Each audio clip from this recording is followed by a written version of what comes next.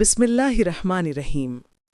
હઝરત ખ્વાજા મોઇનુદ્દીન ચિશ્તી રહમતુલ્લાહી અલહેનો જન્મ ઈરાનના સિસ્તાન નામના શહેરમાં થયો હતો. તમે અલ્લાહ તાલાના મોટા વલી એટલે કે મિત્ર હતા. બાળપણથી જ તમારી અંદર અલ્લાહનો ખૌફ અને રહેમત એટલે કે દયા હતી.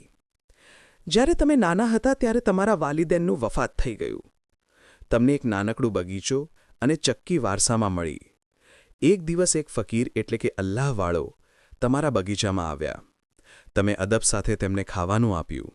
ફકીરે તમારું દિલ જોઈને દુઆ કરી, અલ્લાહ તને દિનનો સાચો ઇલ્મ અને દિલનું નૂર અતા કરે. તે પછી તમારું દિલ દુનિયા તરફથી ઉચટ્યું અને તમે અલ્લાહની રાહ પર નીકળી પડ્યા. તમે ઘણા દેશોમાં ફર્યા. ખોરાસાન, બગદાદ, મક્કા મુકર્રમા અને મદીના મુનવ્વરા સુધી પહોંચ્યા. મદીના શરીફમાં તમે હુઝુર અકરમ સલ્લલ્લાહુ અલૈહિ વસલ્લમના રોઝા મુબારક પર હાજરી આપી. ત્યાં રાતે રિયાજત દરમિયાન હુઝુર ખ્વાબમાં દેખાયા અને ફરમાવ્યું કે હે મોઇનુદ્દીન, તો હિન્દુસ્તાન જઈશ. ત્યાંની જમીન ઈમાન અને ઇશ્કથી તું રોશન કરીશ. આ ઇશારાને બાદ તમે અજમેર શરીફ પધાર્યા.